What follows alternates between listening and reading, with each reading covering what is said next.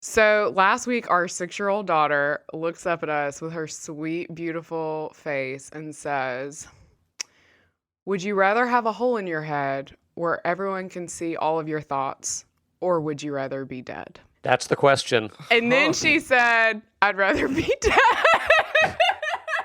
The apple doesn't fall far from the tree. It doesn't matter how cute she is. She's still got my DNA. Poor thing. I'm going to get her started on this Holocaust books ASAP. Welcome to the Mockingcast, the podcast of Mockingbird Ministries. I'm David Zoll, your host, and in just a few moments, I'll be joined by my co-hosts, Sarah Condon and RJ Heyman. We come to you every week to explore a few of the places where we currently see grace, and its absence, playing out in unexpected and compelling ways. Glad to have you with us. Praise the Lord. Praise the Lord. God. Well, on that note, what else is on your mind, guys? How's it going? What's the last couple weeks been like? You know, we've survived a few hurricanes. It's crazy. As we're speaking, we just Beta has just like caused some flooding, but not anything too disastrous. But The fact it's called beta is just absurd. I know. Yeah, it's like a fish. I mean, it's just hard to focus on anything super negative right now because there's like a lot of it. So I'm just kind of I don't know. Here's my plug. This is my weekly plug every week for anxiety medication. RJ, how are you? The Mockingcast brought to you by Pfizer. Wellbutrin. Yeah, exactly. I'm doing well. It finally is a little bit cooler than it has been. I feel like fall has kind of arrived in South Florida, which means it's like 83 rather than 93. Right. So that's what passes for fall here. But I'm doing well. I think as is well documented on this podcast, I don't exercise. But I actually did last week. I went and there's a little park near us where there's this like tennis clinic you can show up for, which is pretty much every day. And so I went and played like tennis last week, Friday and Saturday for the first time in, 5 years or something. I'm still sore. It's 5 days, days later, but I'm hoping to recover in time for to play some more tennis this week. So that was a little sign of life, I feel like. And I would have loved kids are to in have school to and witness that. I don't know. I know, me too. I was just thinking that. Like, what did like this like lumbering hasn't exercised in 5 years RJ look like? Well, I rolled onto the court, and it was really fun. So I'm doing okay. Oh, I'm glad to hear it. Dave, How about you, Dave? How about you, Soapbox? What's up, Soapbox? Yeah, speaking of exercise, I don't do anything but that these days. I'm just Chris Pratt. I'm just calling you Chris Pratt. That's what you are. 100%. just kidding. It's been a pretty good week. I just wrote about something on the website. Actually, I just binged the trilogy of movies that Richard Linklater made over the last 30 years. The Before trilogy: Before Sunrise, Before Sunset, and Before Midnight. Oh, yeah. And I'm just sort of floating on air from those. I thought they were fantastic. I'd kind of avoided them because I knew that they were so talky, and even though I like other talky films, these were just I don't know, just affirming about what's important in life, and I don't know. I found it to be therapeutic and uplifting. You guys seen those movies? Yes. Yes. It's been a while, but yeah, that's awesome. Yeah. Well, the first one takes place in 1994. Yeah, it does. Two people getting off a train in Vienna, and I actually spent a year in Vienna as a study abroad, and maybe a few years after that. So it kind of it's all in keeping with my nostalgia trip and my the flesh pots of Egypt that I just preached about. But it brought me up into the future where the most recent one is the guy is 41 years old. So anyway, a little bit of therapy via art, which was a good thing for me. And speaking of therapy through art, Lana Del Rey. Yeah. Do you guys know her music? Do you enjoy her stylings? she's got a good beat. I don't know. The young people like her.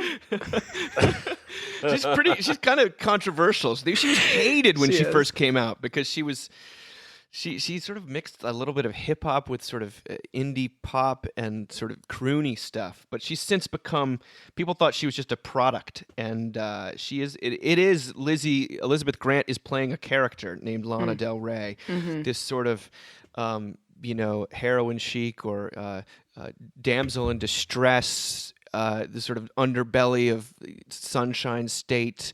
You sound like Almost Famous right now. You sound like you're very. He's just like reading reviews from that movie. Pretty much the inner Rolling Stone critic just coming out. I knew we right shouldn't have talked now. about music, but we're not going to talk about her music. I love her music. I think it's Good. fantastic. She's a bit of a genius, I think, and she's got a new album coming out called Chemtrails Over the Country Club, which I think is a great title for a record. But she was interviewed in Interview Magazine last week, and this is why we're talking about her, because she had some very interesting things to say about mental health and sort of spiritual crises in the pandemic. This was in early September. She was interviewed actually by her producer, Jack Antonoff, who's just produces just about everyone, Taylor Swift, the whole nine. And this is what she said. I subscribe to the idea that what's going on in the macrocosm, whether it be in the presidency or a virus that keeps us isolated, is a reflection of what's going on in the individual home and inside bedrooms and what people intimately talk about. I think there's been existential panic for a long time, but people haven't been paying attention to it because they've been too busy buying shoes. And shoes are cute. I love shoes. But now that you can't go shopping, you have to look at your partner and be like, I've lived with you for 20 years, but do I even know you? You realize maybe you've only ever allowed yourself to scratch the surface of yourself, because if you went any deeper, you might have a mild meltdown for no reason, just out of the blue, and no amount of talking could explain why. I got a lot of shit for not only talking about it, but talking about lots of other things for a super long time. I don't feel justified in it because I'm not the kind of artist who's ever going to get justified. I will die an underdog, and that's cool with me. But I was right to ask, why are we here? Where did we come from? What are we doing? What happens if this insane, crazy sci-fi crisis happens and then you're stuck with yourself and you're stuck with your partner who doesn't pay attention to you? I'm not saying it's more relevant than ever, but my concern for myself, the country, the world, I knew we weren't prepared for something like this mentally. I also think it's a really good thing that we've gotten to this point where we have to bump up against ourselves. I'm not trying to say I'm a holy roller, because I'm not, but I think people are looking up to the sky a bit more and being like, why? What's the reason? Lana Del Rey. Do you think she's right? What she's saying is that the pandemic has just exposed what was already going on, or has it responsible for the mental health crises? I tend to think that one comes before the other. By the way, that circumstances can amplify or exacerbate situations, but they very seldom create them. And we've been talking on this podcast for years now about the deteriorating mental health and, in fact, the spiritual crisis of what it means to be alive, and the distraction and the nonstop kind of self-medication and self-salvation project. But what do you think this is true? What does it evoke for you? It makes me think of an article that I think I referenced on here a few weeks ago, but about how suicide ideation is up for clergy, and how I guess it's been about a week and a half ago. A young clergy person in the Episcopal Church took her own life. And there was like immediate this kind of like thing on the internet where, and I did not know this person, a lot of people didn't know, but kind of took the story and was like, well, it's because of the pandemic. Like, and clergy stress is so high.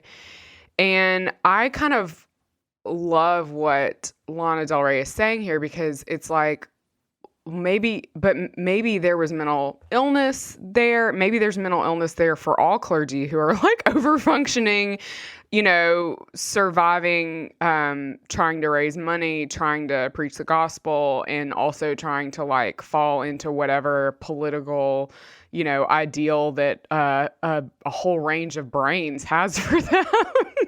I think there's a lot. I think that's a completely different way of looking at the situation that's very helpful for me, which is like, but what if we've all been carrying this stuff anyway, and now we just have the space for it to kind of come up for us? But it also makes me think of, and I think I said that again, like this was a thing that kind of came up for me this summer, but your brother, Simeon, he put something up on social media. We're buddies on social media. Simeon is the reason I write for Mockingbird, so shout out to Simeon Zoll. But he put something up about sort of work being an idol, like early in this. And I think about that probably every other day. Really?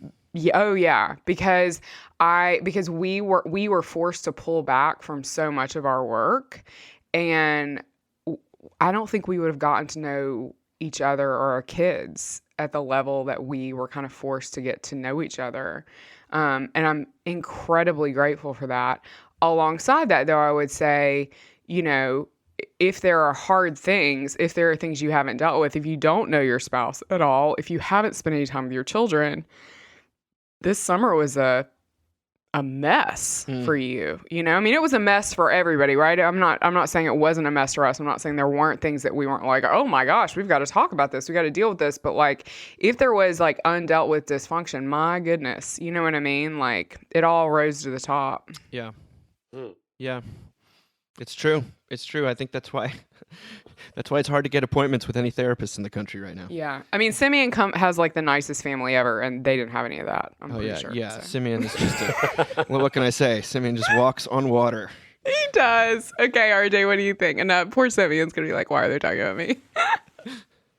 It's difficult for me to talk about because there's been so much upheaval in my personal life over the last 8 months, and I'm like, how much, how much of this do I chalk up to the virus, and how much do I chalk up to moving and starting a new job, and one of my kids starting college and living in a place where we have some friends, but nothing like the social support network that we had in Houston, because everyone's on lockdown. So it's difficult for me to talk about. I do think it's true. I mean, I tend to be pretty introspective anyway, and I'm a little bit of a mystery to myself. I'm always wondering, like, why is it that some days are good and some days are not? And I don't really, and I try to figure it out. I'm like, is it because I'm an extrovert? I love people. I love being around people, and sometimes when I start my day interacting with people, that day is better than just like sitting down and answering emails or making phone calls or writing a sermon. But sometimes that's not the case. And sometimes I get tons of sleep and I don't feel great. And sometimes I stay up till 2 a.m. Watching, the Hilary Swank Mars show on Netflix. And I feel great the next day, even though I got 5 hours sleep. So it's just like, I don't understand. And of course, I've done enough therapy and kind of mindfulness to know to not dwell on it too much and sort of let it go and try to live in the rhythms of life and be a little bit merciful with myself. And I gave a whole sermon like a month ago about our amazing inconsistency as people, right? How one moment we feel great, one moment not so much. And I think that connected with people, because I think that's been driven home in a way by this pandemic that it wasn't before, right? But I go back and forth on distraction, because you can't think about yourself and your relationships and all the time. You just can't do it, right? You're gonna go crazy, and we need other people. We do need community, but you don't need the same person all the time. Sometimes you need somebody different. So I do think that mental illness is a thing. It's always been a thing. It's always going to be a thing. I do think this isolation and loneliness and losing these idols and these hooks on which we hang our sense of self has been incredibly difficult and exacerbated a lot of that. But I also just have tremendous compassion for people and for myself, because then I talk to people here in Florida who do have highly developed social networks, and they also and are very positive people, and they're like, yeah, I could cry at any point. Yeah. I could sort of lose it.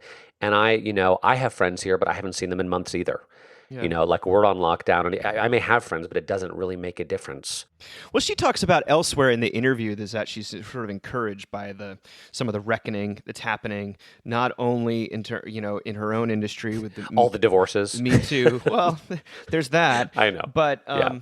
she's more about the fact that you have to confront yourself a little bit, because I don't think you say, we haven't been in danger of dwelling too much on what we're actually like. I think from where I'm sitting, we've been over distracted. We have been over entertained. We haven't been sort of overly solipsistic or something. We may give the appearance of being narcissistic, but in fact, one of the ways that they're distracting themselves from themselves is through an endless amount of selfies, is through positioning themselves constantly. And that's why I found what she's talking about. She sees it as a reason for hope rather than a reason for despair. The other thing, when she says that the macrocosm is a reflection of the microcosm, this is one of the reasons why I as a preacher, I'm always trying to look for this more personal angle. It's not because I don't believe community is important, or that movements and policies aren't important, but we know that, and this is what those movies I was talking about bring to mind, is that what's really going on with people is the desire to love and be loved, and things like that. And if people are really unhappy or really lonely, that's going to become a conduit for anger. It's going to become a resentment thing. These groups of people are groups of individual people, and so we address them as though your individual suffers, which is what she's really saying, is that people have been suffering for a long time, and that this has maybe revealed a little bit more of that. So I find that so basically, when we're saying, well, if I just impose a law out there to change this circumstance, well, then it's going to filter down into people's hearts. And that's not really true. I love what Martin Luther King always says. He's like, the law cannot make me love you, but it can stop you from lynching me. I think that's there is a place for the law. It's extremely important, but he also recognizes that by changing the outside circumstances, it doesn't go outside in; it goes inside out, and that's a key insight, I think. And I think that's what Del Rey is saying here, and it's not what people want to hear, because if we can just keep the problem out there, then we can manage it, or we can keep it away from ourselves and detach from it in some way. And that's more easy to control than to say, well, actually, I think what did Stephanie Phillips say in that piece about social media? She says, I am the person I vilify, online. And that's a uncomfortable, but also a compassion-inducing place to be. Sorry. Yeah, no, I think it's great. It makes me, first, I just want to acknowledge, because I feel like other people are noticing this, that people's online discourse. I mean, I love what Lana Del Rey is saying, that we have to deal with ourselves, but I do think that instead of doing that, a lot of people are going online, and discourse online has been, I think, more vitriolic than I've ever seen it be. I mean, I saw a photograph of a friend from high school the other day, and it quickly descended into 4-letter words and stuff about defunding the police. And it was just her at a vacation photo. I mean, it was crazy. And pretty violent language, actually, about coming to people's houses. And I was like, what is happening? People are not well. And it's they're not dealing with themselves, they're going online. And this maybe links, but RJ, I'm going to go back and listen to your sermon, because I think that those are the kind of sermons we need right now. And I think the thing about preaching is when you preach to the individual, which is not a thing we do a lot in mainline Christianity, frankly. We tend to preach to the communal. And I understand the impulse, because Dave, as you were saying, we don't want to deal with ourselves. But the powerful thing is that when you preach the individual, you're actually preaching to heal the communal. But when you preach to the communal, no one ever has to examine their own hearts, right? Yeah. It always keeps us, it puts a barrier between us and having to deal with ourselves. So it's really important, I think. I mean, I know this is not a preaching podcast, but when we think about getting in the pulpit, I mean, that's why people like RJ have been such a huge influence on my preaching, because you always preach the individual. I mean, that's kind of where it starts. So, and I think Lana Del Rey is kind of preaching to the individual here in this piece. Yeah. But I need to say something though too. David Browder, who's a friend of Mockingbird, he's a priest in Houston, Texas, great guy. And he worked in the quote unquote secular world for a while before he went to seminary and became a priest. But the sermon that started him on his path to the priesthood was one that your dad gave, Dave, in Birmingham on Ash Wednesday, or was it Good Friday? Maybe it was Good Friday. Yeah, and if you want to go heavy, Paul Zoll's sermon on Good Friday is about the heaviest of the heavy. But the sermon started with, and David Browder was working in politics at the time, across the street from the church, and he was like, "Yeah, what the heck? It's Good Friday. I'll go to church." And he was really not even really a Christian. But the sermon started with, "There's a razor thin line between reality and suicide." Oh, my word. That's how the sermon started. And it hit David like a ton of bricks. And he's like, this guy is talking about reality. And the reason I bring that up is because, facing yourself is a thing. But if you're trying to face yourself without hope, yes, it's not going to go well. It's not going to go well. And it reminds me what Tim Kreider said when he inexplicably spoke at a Mockingbird conference a few years ago, who's an atheist. And he got up and said, I told all my friends I was going to speak at this Christian conference. And they were like, what are they thinking having you come speak? But he gave an amazing talk. And one of the things he said was, 150 years ago, Nietzsche declared the end of God, and we've been living like, and that he's sort of right. And for the last 100 years or so, we in the Western world have been experimenting what it looks like to live without God. And he would say, even I as an atheist would have to admit, it's not going well. Oh, my word. And so, like I said, facing yourself is a thing, but if you're going to try to face yourself and your darkness and your inconsistency and the, without hope, without any sense of belovedness or forgiveness or grace or someone outside of yourself that can help you when you can't help yourself. Right.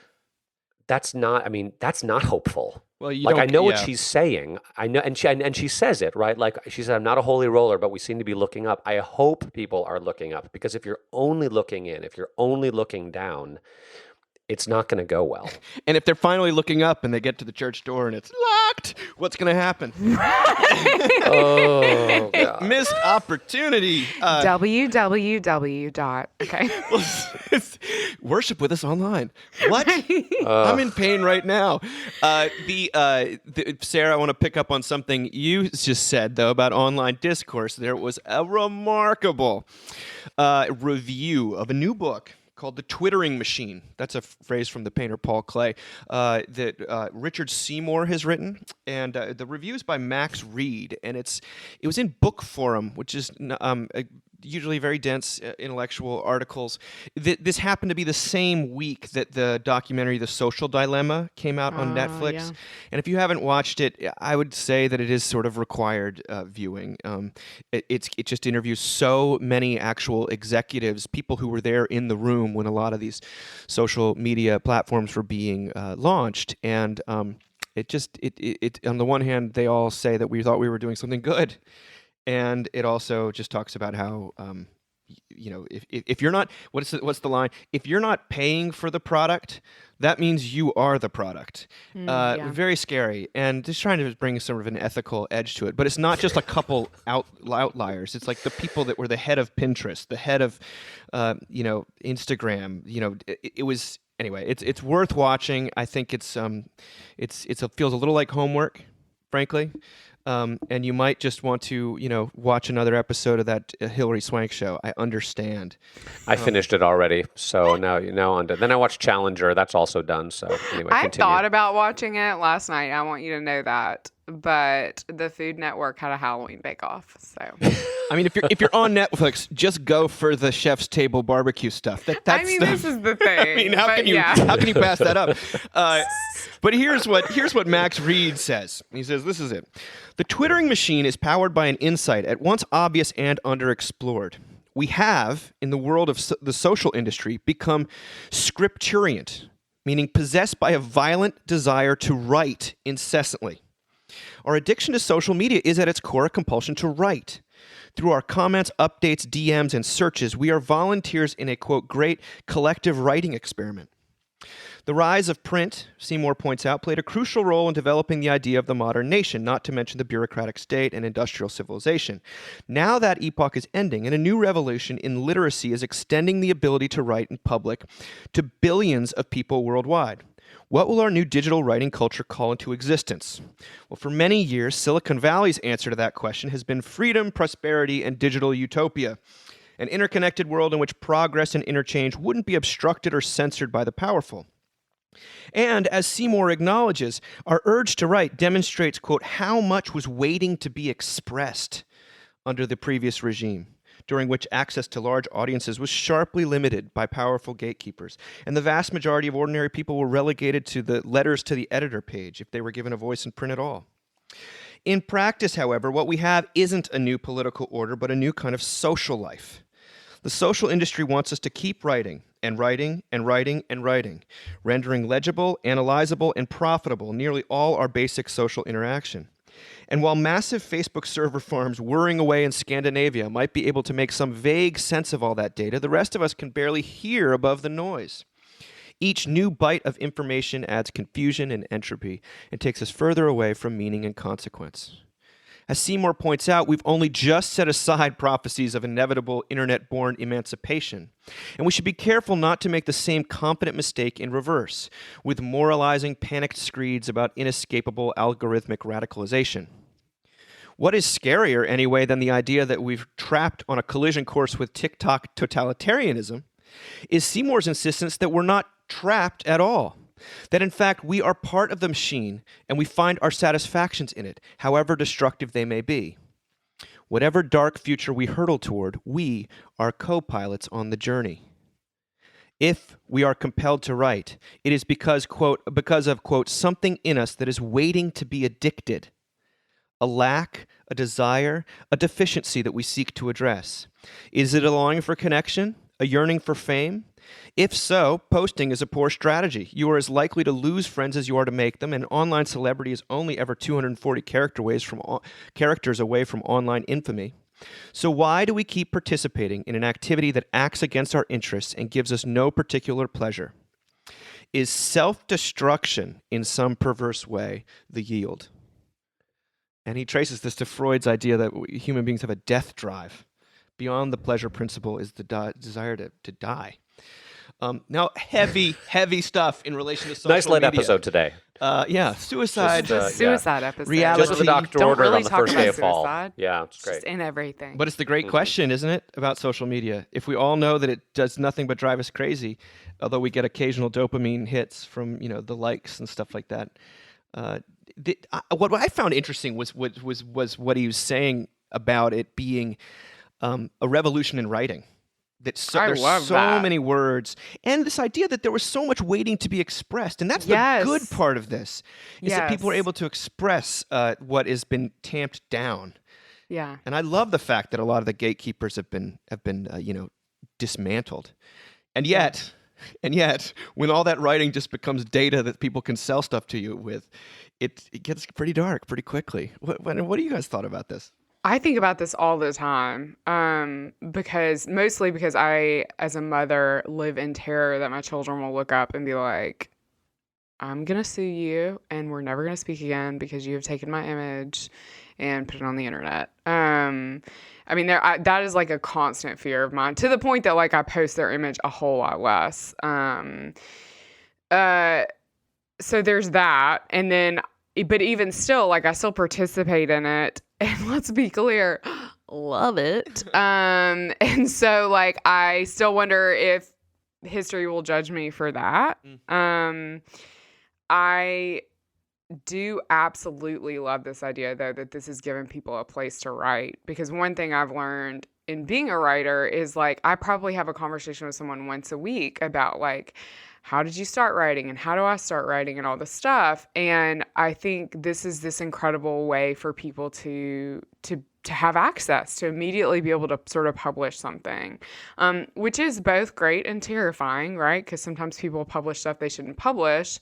But I don't know. I also am. I would push against the idea that there's like nothing of value beyond just our own dopamine hits, because I do think there's really beautiful connection that happens in these platforms. Right. And I had this like horrible theater teacher in high school who just was like crazy, and she's dead now, so like recently, so like it's like I'm not supposed to say anything bad about her, but she was nuts.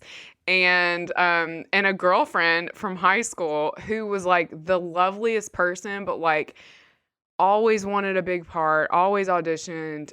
This teacher was so awful to her, never gave her anything good, and was always like, you can be on crew. Just sucked. And she put, this friend is like now working in inner city school, and she's like, I'm going to start, like, she like put me there. She's like, I'm going to start a thespian troupe, like, cause that's what we were, which yes, people always made the lesbian joke, but anyway, it was Mississippi. So she's starting her own thespian troupe at this like black high school she's working at. And we immediately, like, everyone put up these like memories and encouragements for her of like what that had been like for us. And like, that is, I would never have gotten that. You know what I mean? Like, that's such a beautiful gift. Like, I was like, don't only give them monologues from the Glass Menagerie. There are other plays, like, it was just amazing. Yeah. So I don't know. I really pushed back against this idea that it's, yes, they are taking our information. Yes, they are selling it. But like, there's also some really beautiful connection that happens. That's true, Sarah. That's the best part of social media, is when you, post something that's kind of, personal, and you reconnect with people that you haven't seen forever. Like I posted a little video about our drive-in worship service we're doing, and some guy that I sang in choir with in high school, Michael Petrona, who's a great guy that I haven't talked to in forever, was like, I know that guy. I recognize that hair, and it was very sweet. I'm not on Twitter. I only really, I guess I technically am, and I check in on it like twice a year or something. But I do, people repost things from Twitter to Facebook, which I am on. And usually they're either really angry or feeling really self-justified, And it's like, this might not be terribly helpful. I know what you mean, Sarah. There are very good things about it, the way that it allows you to quickly and easily stay connected to people all across the world that it would otherwise be difficult to stay connected to. And I know Ben Madison has done amazing things on TikTok, and he has this incredible Bible study going. He's another priest we're connected to in New Jersey. Yeah. So there are really good things that happen. But yeah, there's also a lot of really bad stuff that happens. And the thing that came to my mind, I'm going to talk about my wife for just a sec, who has started and runs this kind of amazing business, but a business that really has almost no social media presence whatsoever. And in fact, like, she had an Instagram account, it got stolen, she never got it back. Her Facebook account also just this week, like on our day off, like I was actually playing tennis a Saturday, and I'm on my way back, and she's like, someone took over my Facebook account, but I'm like, luckily you only have 200 likes. So like, it doesn't make a difference. But she hired this young woman, recent college grad, to sort of help out in the office here in Florida. And this woman is very social media savvy. And she's kind of like, how did you build this business when you have no social media presence whatsoever? Like, how is that even possible? And it's a reminder, like, it is possible. And it's this really powerful thing that maybe in some ways at the end of the day also just doesn't matter. Like, it's such a weird thing. It's like, does it matter? Does it not matter? Is it everything? Is it nothing? Is it destructive? I don't know. I mean, clearly people are thinking and reading a lot about it. But as someone who's just older and not on social media that much, I don't know, man. Yeah, it's really hard because I've been really wanting to get off Facebook, just at least until after. Well, you did one time. You did once before. Yeah, for a long time. For 12 years, And Yeah. 12 and I years. didn't, and you know what? We were able to build Mockingbird without it. And, Yeah. I've enjoyed some of the reconnections that I've had on that, but also like it does all the things that I would say social media does to a person. And you have to reckon with how you're presenting yourself constantly and comparisons to other people. But but I've been wondering, like, can I afford to get off this in terms of someone who is interested in helping Mockingbird do well and helping people listen to this podcast and all and people interact with things in that way. And so the truth is probably it would be fine if I got off. But what I love about this piece is that once again. People's motivations for doing things are often opaque to the person themselves. And if we continue to act in such a way that is demonstrably destructive or hurtful to us over time, and they interview in The Social Dilemma, they interview all these executives. They're like, we were so excited about all these things that were happening. They had such a high anthropology, and this is Silicon Valley, yeah. that they didn't really realize that people that there would be a dark side, and that in fact all of these tools for connection were going to produce basically the opposite. And there was, I think, Jamel Bowie this week in the New York Times penned an op-ed saying Facebook has been an unmitigated disaster for the world, and what he was talking about was the fact that tons of governments like Bolivia and Vietnam have tried to influence Facebook to basically skew elections, but also to really root out certain things, and it's become a totalitarian tool. And you could say it's been a totalitarian tool on all sides of the equation, but it was very scary. So I just think that when he says that maybe there's something in us that's waiting to be addicted, I mean, I think he's talking about our yearning for God. I think that's the transcendence. So I see that you can't help but look at social media and see this howling digital wind and think that it's this writhing human need for something good and some sort of connection that goes beyond likes and dislikes, but that actually has a connection to the divine. So that's what I liked. And I do think that people's motivations when it comes to these things are largely, they're not always completely transparent to us.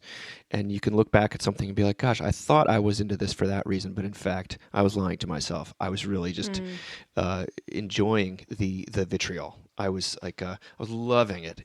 That was the real drug. And part of me needed to feel something because I felt dead otherwise, and that sort of stuff. Now, on that, gosh, thanks, Dave. What a great episode. We're gonna go to something lighter now. But we're going to something lighter that I think. Well, wait. Can I say? Let me say something though. Okay, so this actually goes back to the Lana Del Rey article. Like, I liked what she said about relationships and mental illness. Towards the end, she and her producer, who's her interviewer, start sort of congratulating themselves for knowing everything on Earth. And I was like, and that's the danger of social media to some degree. It does give you this illusion that what's going on out there, or what people are really like. I mean, I'm sure you've all had this experience where someone personally, on a personal level, and you love them, they're the best, and then you see the stuff they post on social media, and you're like, oh, like OMG. Yeah, now I have to hate you. Well, no, but you don't. I mean, I just ignore it. I mean, to the degree which you think that interacting with people on social media is the same as actually interacting with who they are, or what they would be like if you met them face to face, or the kind of relationship you could actually have. That's not helpful. Or the illusion it gives you that you understand everything, which, again, Lana Del Rey a little bit went into that. It's like, come on, give me a break. And that goes back to the personal is universal, right? That if you want to speak universally, the best you can do is actually get to know people and actually get to know yourself in a face-to-face, let's sit down and talk, or can I also say, I'm so sick of email. Like, I actually want to talk on the phone to people Spoken like now. a rector. Yeah, exactly. So sick of it. Let's pick up the phone. I mean, I've been sick of email for a long time. But and email has been sick of you. Yeah, it has. It has. I'm sure, and I'm sure people are sick of getting emails to me. So there are these tools we have, but that can be useful in certain sorts of ways. But if you're longing to understand the world, to connect to people, I think this goes back to what Anne Lamott said in her amazing book on writing Bird by Bird, that if you want to write something really universal, you get as specific and particular as you possibly can. And that's the way you're going to connect, right? You don't go wide, you go narrow, narrow, narrow, narrow, narrow. And I think that's kind of true relationally as well as you know, literarily, literary wise. Anyway, No, I think you're so 100% right. And I will say, Sarah, at least I know that you're active on Instagram, and you probably get very personalized ads. I don't know, or maybe you do. I do. I do. Oh, yes. I'm constantly getting these, and I get those too. It's bizarre. It's crazy. and talk about the universal becoming particular in a way that's like, wait a second, didn't I just look for that on Amazon? What's happening here? Yeah.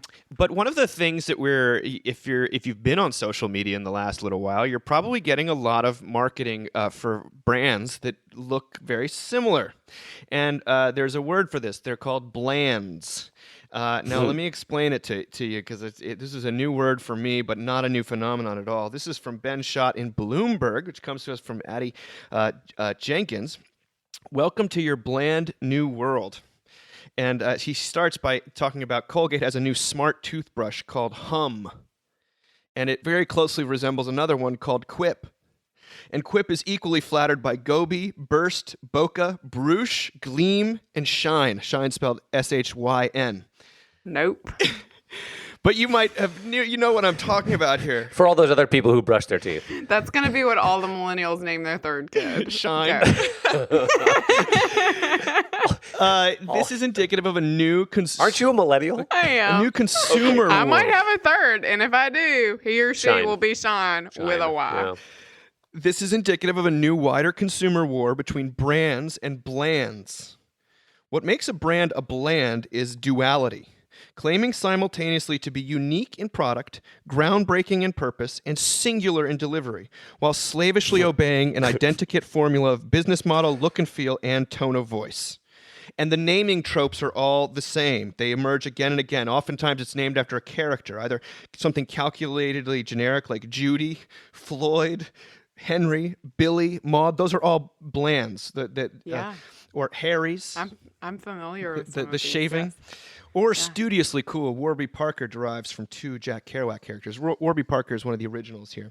I'm like, don't be hating on Warby Parker. Casper, the mattress company. These are evergreen. These are all blands. Certain bland catchphrases are endlessly recycled in the marketing. This is incredible. Quote, attention to detail, timeless craftsmanship, thoughtfully sourced, simple and seasonal, chef crafted. If you're on one of those meal delivery things that apparently they really want me to sign up for. You'll do it for like 2 weeks, and then you'll be like, this is no longer worth it. Everyday essentials, a membership designed around you. Join our community. Fits in with your busy life. We make it easy. We're passionate about. We're obsessed with. We never settle. Tireless dedication to quality. Visually, blands are simple, neutral, and flat. The palette is plain and pastel with the occasional vibrant splash. The mood is upbeat and happy, or pensive and cool, but never truly real. The dress code is smart casual. Blands are always positioned as underdogs. Although they're funded by angel investments, venture capital, and private equity, blands present themselves as scrappily uncorporate. Quote, we didn't create Oscar because we liked health insurance, quite the opposite. Or, Monica and Andy wasn't born in a boardroom, it was born in a delivery room. All blands are individuals, like Brian of Nazareth, I guess, is another bland. But blands always have a narrative. Rarely do blands declare, we were founded to exploit a niche and leverage venture capital until the target of our disruption buys us out. Instead, they proffer origin stories that mash up the indie movie meet cutes with aspirational grail quests. Like the one for Candid. Once upon a time, 5 of us started talking about our teeth. ... Blands are humble. Blands pledge to do one thing well, and in doing so, they present as a calm oasis amidst a chaos of commerce. Many blands work hard to position themselves as affordable luxuries or premium mediocrity. That's another word for it. Many blands attempt to coax users into memberships and subscriptions, using the language of community and convenience to create long-term commitments to traditionally fleeting purchases. But you'll note that blands are ineluctable. Despite embodying the vanguard of consumer capitalism, blands tend to be subtly Soviet, quasi-post-apocalyptic. Even within a saturated market, every brand's message is somehow a post-choice totalitarian inevitability. There is only one mattress. There is only There one can be razor. only one. There is only one chef-inspired human-grade subscription service dog food. While there is nothing disreputable in blitz scaling for an exit, it does rather undermine the David versus Goliath bland narrative. Meaning they always end up selling out to Colgate in the end, or the larger Serta mattresses. But do you guys know? Does this ring a bell? I feel so mad at you right now because you've like ruined everything that makes me happy. Oh, no, I'm sorry. I mean, I own some of these products. Just last night, I sent my husband, while we were on the couch together staring at our phones while a program was on the television, I sent him a link to a watch that I want. That is like all the other watches I get ads for on Instagram, but it's from Australia. Shout out to Stephanie Phillips. And I wanted it. It's literally the watch is called the Classic. Okay. Yep. And it's funny to me because even I don't know. I mean, I'm also thinking about kind of the way that home decor kind of looks when these things are and I buy these things. They didn't even get into the makeup. There's so many lines of like lip gloss that will change your life. A face mask that like you won't have to wear makeup anymore because I'm fairly certain it dyes your skin orange. But anyway, there's all these like different levels, but they advertise in this like it's like everything is white and there's a green plant. Like that's also like. So there's this like fascinating. I have to say that Southern Living has this hilarious like I wish I could remember.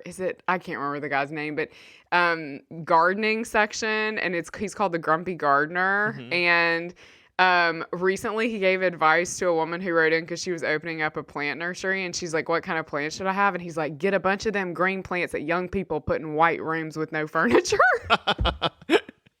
So I do think it's all part of this like look of, and this is the word actually that comes to my mind, purity. Yeah. It's there's only one mattress. And like that this will be like the answer. And I can say as someone, because I don't want any person to listen to this and to feel guilty about buying these things, but I can say as someone who has purchased many of these things that have a single name that you could name, your child, or tampons that come in the mail on a subscription. It's not like it. You never get there. Do you know what I mean? Mm-hmm. Like there's all this, like you order it and then it comes in and you're like, well, I mean, this is just a toothbrush. Like it's a weird, like the unboxing is really exciting. Like the packaging is amazing. Sure. Well, I'm on like 3 clothing subscriptions. Like I get boxes in all the time. If you're a man in your 40s, what they're advertising to you about how like you don't have time to shop. You don't know what to wear. They're like, you're a fashion moron. Your hair is thinning, but here's a new way to do it. Or obviously it's like I think Roman is the one that's about kind of erectile dysfunction, and it's like, but it's like it looks cool. It's got pastels and it's named after something Roman, and you feel like virile, and you're like, wait a second, why do I keep getting these? There's a woman who started a company. I mean, allegedly, this is their story. This is the worst one for me. She started a company that's the equivalent, I think, for women. Mm-hmm. So it's like dealing with like, I guess you can get birth control or whatever through her, but you can also get like treatments for UTIs. And it's literally like you'll be like scanning through Instagram, it'll be like pleasant pictures of your friends' kids. Like, oh, there's a cute puppy. And then it'll be like, after having 11 UTIs in a year. And I'm like, oh my God. That's not a good story. Yeah, but the packaging is very simple and cool. Oh yeah. And it's like really like, it's just like so, everything is so chic. But you do wonder, like, I mean, we look back at the 80s and we're like, what were we thinking? Like visually, and it will be really fascinating. I mean, I think there's a sense of, when I look at the design, I think there is a sense of simplicity and purity. I also think there's a sense of like, some sort of like, Soviet era, like, do you know what I mean? Like, you can only get this one Uniformity, box of Brave hair New color. World, Yeah, It's just acknowledging the paradox of choice, that people, if they have too many choices, they won't choose yeah. anything. And Yes. it's marketing to people's, again, to their existential angst and their confusion, and life is so tough. I really just want the razors to come every month and not worry about it. And maybe, you know what? Hey, while I'm there, I'll also get some shampoo and some soap, because I don't want to deal with any of this stuff, because life is tough. And I mean, Do you guys have stuff for UTIs? Great. Can I put that in the cart? oh yeah. I mean, I also want a weighted blanket. I hear there's only one. Oh, I'm obsessed with weighted blankets. Well- That's the other thing. It's just just the language that they use. Like, I was like, I could have written for this. Like, when they're like, we're obsessed with, I'm like, oh my God, this is like, I just feel so seen, and like everything in my life is And it's written down. always very, very value. I mean, I didn't mention the stuff that they're always very heavily laden with values, more than like any Christian brands would be. yeah. I mean, they before it's like, you can sign up for the subscription, but have you registered to vote yet? I mean, it's like, Yes. what? Yeah. I just really thought, my dog would like that food. But it makes me think of seculosity. Of course, there's that. I Yeah. remember putting up a picture one time that from a Qualtrics conference, which was sort of a tech conference, that said, "Turn customers into fanatics, products into obsessions, employees into ambassadors, and brands into religions." And in wrapping purpose, narrative, personality, purity all into one, there is, at least unconsciously, a religious impulse being exploited here. And again, I'm all for signing up for these things. Life is so hard. It is great to simplify it with a subscription service that you actually like. And yet, if you dig a little deeper, I feel like I'm being manipulated, and I am. And maybe we're gonna be happy to be manipulated.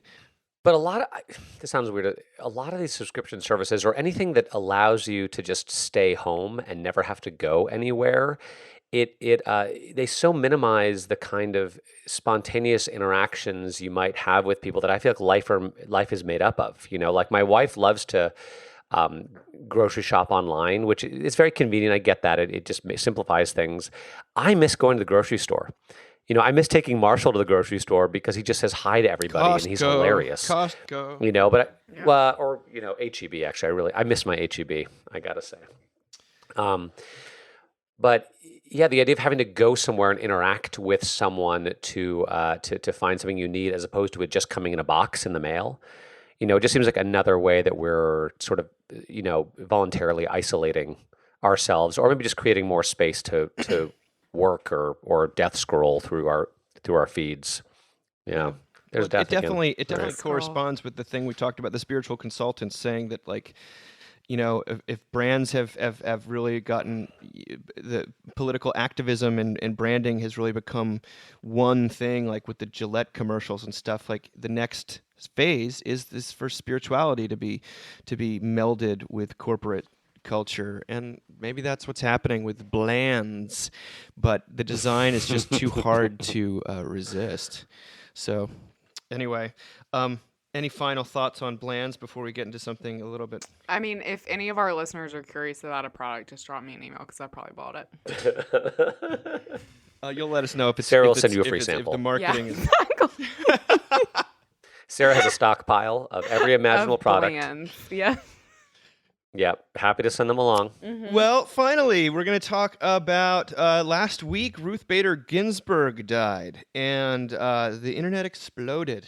It turns out, I mean, my cynicism is just off the charts, but it's like, all of a sudden we were all epidemiologists for a little while, then we were civil rights historians, and then all of a sudden everyone's judicial, like, fanboys, which growing up, I didn't even know who the justices were. Now, I get the fact. I don't want to make fun, because this is a very serious person. Be careful, Dave. They will come for They you. will come for me.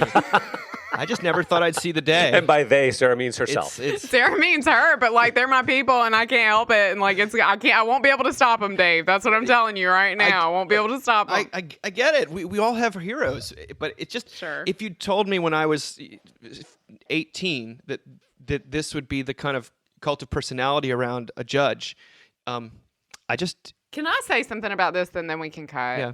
I just, for me, and I totally fall. I mean, I do fall on the more liberal end of the spectrum. If you've listened to this podcast at all, you probably picked up on that. But, and I was deeply sad that she died. But when RJ talked earlier about self-examination and being hopeless and how like it's just a lethal combination.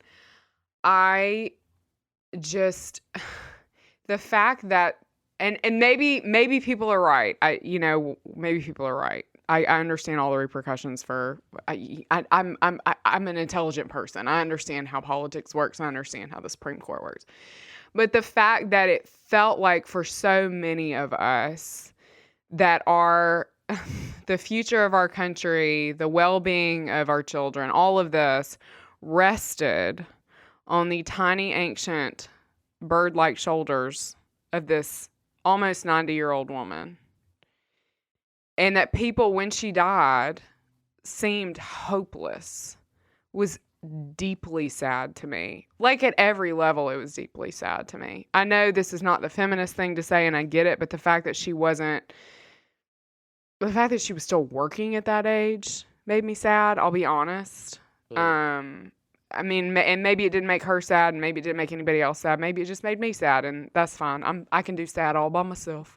But like, I don't know. It really struck me how hopeless people are. Like when she died, that was like the word all week for me, was like, wow, people are really hopeless. Like this was people's last hope, was this almost 90-year-old woman. Yeah. And I get it, but I'm also just like, wow, I hope, as Lana Del Rey said, I hope people can look up. Yeah. Well, we're gonna read something that I found really remarkable in a lot of the tributes to RBG, and this is a duo. Dickinson highlighted this for Mockingbird in a piece called "Love Across the Political Divide." And we wrote was Antonin Scalia and Ruth Bader Ginsburg were fully politicized. One was a rock of conservative thought, Scalia; the other an icon of liberal theory. Both went through the full vetting and voting of the U.S. government to be on the highest court we created. Both got over 90 votes out of 100 in the Senate. Both never let a contested decision go uncommented upon with extreme rigor and passion. This was serious business. The future of our culture was being wrecked or saved by their votes, and they almost always disagreed. They also loved each other.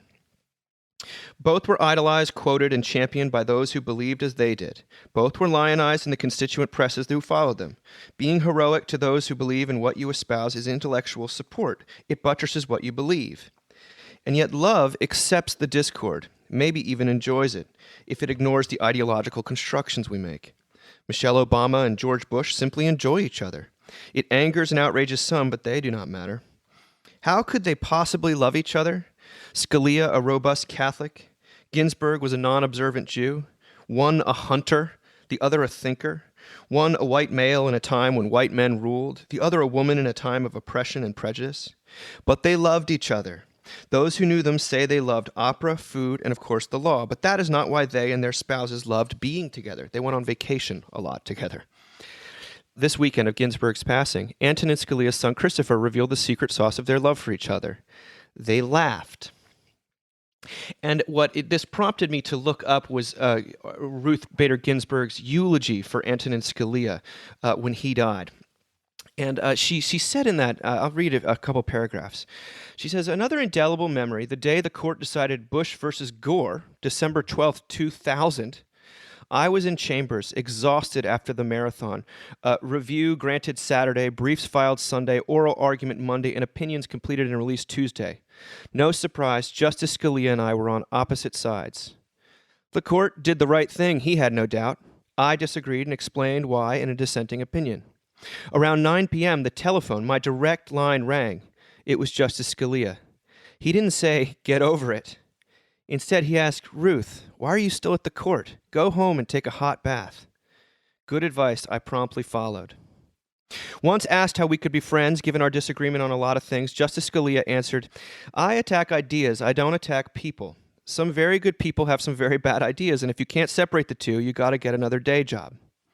Ginsberg says, I will miss the challenges and the laughter he provoked, his pungent, eminently quotable opinions, so clearly stated that his words never slipped from the reader's grasp.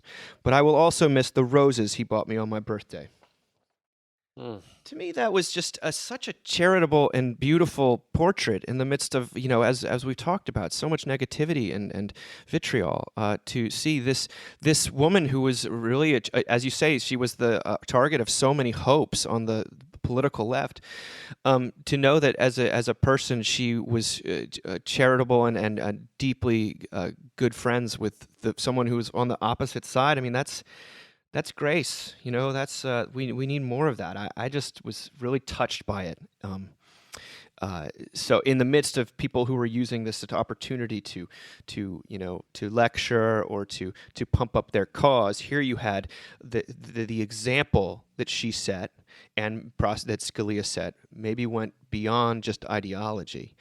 And I don't know. There's something deeply gracious about this that I felt was worth highlighting. Do two of you see it that way or a different way? It's funny. I was talking to my students about, and I can't remember who it was that said this. I feel like it might have been Tully and Tchividjian several years ago, but that, if you ask the person on the street what Christianity was about, a random person, they would say probably like judgment, being judgmental, and that their right answer is forgiveness. And I totally agree with that, but I actually wonder, we've been talking a lot just as as college students trying to navigate this heated political moment, that maybe if the right answer isn't like a sense of not being judgmental, like if that is more of the goal, because it's really choosing against relationship over and over again when we live in this space of constantly separating ourselves from other people. I mean, we are in a neighborhood where the signs have started to come up for people voting for the presidential election and for local elections. And I'll be honest, I've had a few moments where I'm like, okay, when I drive by somebody's house. So that's what you're doing. And I've really had to make the decision to kind of step around that knowledge and towards that person. And I think that's the example that we get, from these two individuals. And I also think that is why in the wake of her death, this has been such a key story that people want to talk about over and over again. People desperately need this narrative right now that it is in fact possible, and not just possible, that like joy can come from being in a relationship with people we disagree with. So I don't know. I really think that we don't know what God is doing in other people's hearts.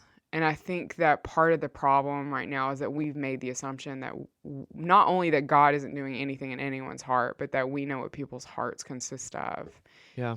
And I think it's really dangerous. Yeah, I was thinking about the sermon this past week. The text, as I mentioned earlier, was the Exodus passage of the Israelites grumbling in the wilderness and complaining and saying, why did you bring us out here to die? And, so often 2020 has felt like a wilderness, just where everything's, all the sources of life have dried up, the desert. And with the Israelites, he was like, how did they get there? Was it all their doing, or was it, in fact, did they know exactly how they got there? And that's that God led them there. And that was, in fact, he was about to show them he wasn't going to abandon them. But the desert experience was not independent of God. In fact, it was the method and means. I found that to be tremendously hopeful in a time of what does, you're right, feels like everywhere I look, I can't see, hey, my last like potential source of life or hope just passed away. Like what are you doing? That story just speaks through the millennia, I think, to you and I who are right here. The bread from heaven, It made me think of marriage, actually. I Because love when that. when I'm doing premarital counseling, in my experience, a successful marriage boils down to just like a few basic elements. One is like, do you enjoy spending time together? Are you hot for each other? And can you laugh together? Do you get each other's sense of humor? I think that's so huge, that for some inexplicable, miraculous reason, my wife thinks I'm funny, and that what a huge You gift found that the is. one. I did. I'm glad someone thinks that. Oh, thanks, someone. Oh, there is a God. There is a God. But how marital love is a miracle, and in some ways, friendship is a miracle, right? Yeah. Finding someone who's willing to go on vacation with you, to send you flowers, to spend time with you, who thinks you're funny. That is a miracle. And when you find it, you don't worry too much about some of the things on which you might disagree, right? If any couple or any friendship was submitted to the kind of scrutiny that Ginsburg and Scalia were, it could never survive, because no two people agree on everything and have contradictory viewpoints. But if you just, yeah, I love the refrain of this article, but they loved each other, but they loved each other. That is, it's a miracle. And you don't question it, hopefully not too much when it happens. You just enjoy it. It's an encouragement. Sarah, you're going to say something. I have to say, I have a friend, a very good friend here in Houston, and her husband is definitely voting for Donald Trump, and she's definitely voting for Joe Biden, and she's fascinating to talk to, and I just am so struck by the witness of that, Yeah. and the power of that when we feel like we have to disown our neighbors, right? Or write people off entirely because they've put something up on the internet and now we have to hate them. And people can hold together a real marriage in the midst of the political moment that's happening in our country right now. It's just it's incredible. It's such a witness to me. Yeah, because it really is if the default position is if you're voting for that person, then there's two options. You're either evil or crazy, and Right. you can't think about that. You cannot punt to that with the person you're married to, unless Right. you just want to. Right. So that would be very interesting to sort of. I would love to. Maybe there'll be a podcast series done by some nice people that just get inside these relationships where two people are like that, Yeah. because that's what we need more of. I hear Yeah. it so often. It's like, how could you possibly? That person must be Right. insane. And you think well, if you don't have the Right. imagination to just go just to entertain for a second that they're not either of those. They're not crazy or evil. And to somehow get in between that, then we really don't have hope for. The country. I mean, imagination is one of the things that I think is missing, and I think it's one of the things that social media, frankly, it works against, because it keeps us so addicted, as we say. Although the memes are great, and we've talked about it before. Love the memes. If I only knew what a meme was. You guys are so old. It reminds me too what happened a couple weeks ago, which I don't think we ever mentioned, how Kellyanne Conway and George Conway both at the same time decided to step away from Yeah. public life. She who's been led Trump's election campaign, he who's head of the Lincoln Project, Right. and it was all in response to a tweet that their teenage daughter Yep.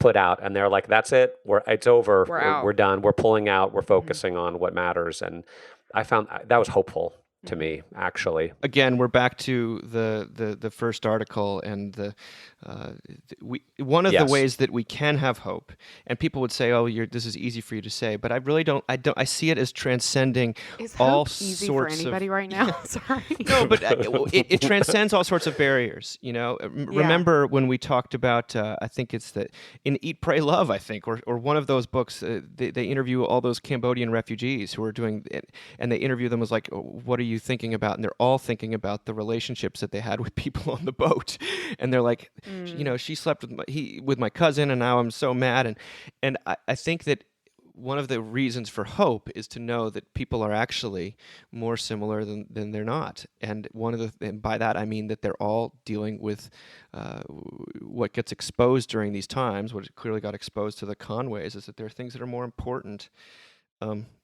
And okay, maybe that's privilege talking, but I don't think so. I think it's the stuff you think about on your deathbed, the names, the relationships. It has to do with and those things are the things that you're going to be on your mind when you get to God. It's not going to be the election of 2020. It just won't be. No. I can predict that with almost 100% confidence. It doesn't mean the things aren't important. Of course, that's what people hear when you say that. It's like, are you saying it doesn't matter who we vote for? Of course it matters, and it's within Spotify's right to ask me to register to vote every time I log on. But it's not the what I wanted from And to subscribe to the Joel Rogan podcast. what I want is from Spotify is to listen to songs about love. And about nostalgia and the past and these things that connect me to how God has worked in my life. That's where I'm after. I'm not actually thinking about the policy changes and partisan issues. So, And Dave, it's funny you said. I've been thinking a lot about that and sort of the masthead of the Mockingbird Quarterly. To care and not to care. Mm-hmm. That's so powerful because I find there's so much in my life that feels so important and so heavy. And it's like the more important it feels and the heavier it feels, it's like the less I want to think about it. But if I'm just like, okay, this is important, but it's not that big of a deal, then suddenly some space opens up to move forward, and to act in love and joy and freedom, and not the sense of everything being so heavy all the time. And Sarah, gosh, you were talking about misplaced faith and hope. It reminds me, there was some podcast I was listening to where someone was talking about either they're a parent or someone they knew who was like on their deathbed and they were dying, but they were just waiting for the release of the Mueller report so they could die in peace. And now it's like, you think about that and it's like, who even, like, what, like, remember the Mueller report? Yeah, remember that? remember And now that. it's just like, what even, like, who cares? Right. Like, that was like, it's so... And I did see something on social media which was helpful, something about how all these things we concern ourselves, and I think it was something particularly about sort of patriotism, right? And patriotism matters, but how it's all too small for Jesus. It's all just too small. Yeah. He's so much bigger than any of that. He's so much bigger, and yet also so much smaller, so much more individual, so much more specific, right? That whenever his disciples try to get him to Jesus to talk about somebody else, look what they're doing, what's going on over there. How about those people? Jesus always like, no, what about you? Mm-hmm. What about you? It's sort of, again, that mixture of the specific and particular that really is what matters. That's the universal. well, why don't we end it there, RJ? Who do you say that I am, RJ? You're the Philip Seymour Hoffman character in Almost Famous. at the beginning. Okay. On that note, Sarah, you have to answer the question now. Would you rather have a hole in your head where people could see all your thoughts, or would you rather be dead? Like, what's your answer? I already have a hole in my head where people can see all my thoughts. So That's I'm right. fine. It's a Annie false Condon just doesn't realize that yet. So. She will. Yeah. She's in for a rude awakening. The more questions Yeah. like that she asks, I love it. I can't wait. I know. All right. Love you All too. right. Talk to you soon. Love you guys. Bye.